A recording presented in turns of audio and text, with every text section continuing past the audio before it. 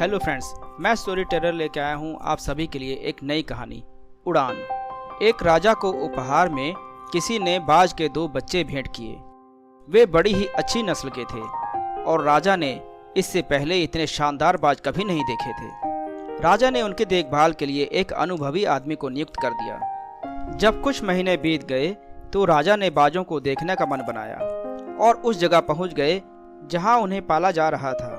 राजा ने देखा कि दोनों बाज काफी बड़े हो चुके थे और अब पहले से भी ज्यादा शानदार लग रहे थे। राजा ने बाजों की देखभाल कर रहे आदमी से कहा, मैं इनकी उड़ान देखना चाहता हूँ, तुम इन्हें उड़ने का इशारा करो।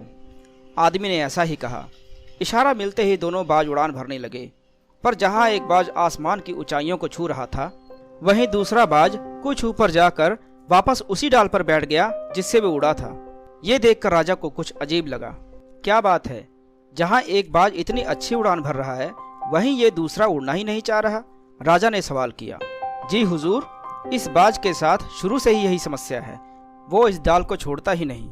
राजा को दोनों ही बाज प्रिय थे और वो दूसरे बाज को भी उसी तरह उड़ते हुए देखना चाहता था। अगले दिन पूरे राज्य में ऐलान करा दिया गया कि जो व्यक्ति इस बाज को ऊंचा उड़ाने में कामयाब होगा उसे ढेरों इनाम दिया जाएगा।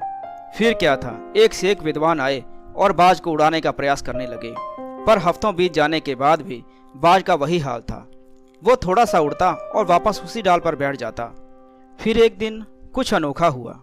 राजा ने देखा कि उसके दोनों बाज आसमान में उड़ रहे हैं। उन्हें अपनी आंखों पर यकीन नहीं हुआ और उन्होंने तुरंत उस व्यक्ति का पता लगाने को कहा जिसने यह कारनामा कर दिखाया था।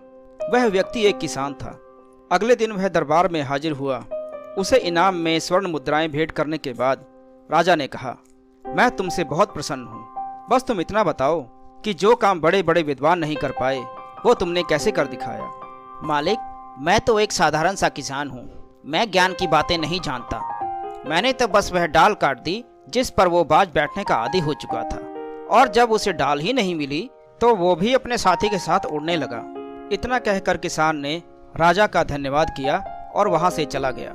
हम सभी ऊंचा उड़ने के लिए ही बने हैं, लेकिन कई बार हम जो कर रहे होते हैं उसके इतने आदी हो जाते हैं कि अपनी ऊंची उड़ान भरने की और कुछ बड़ा करने की काबिलियत को भूल जाते हैं।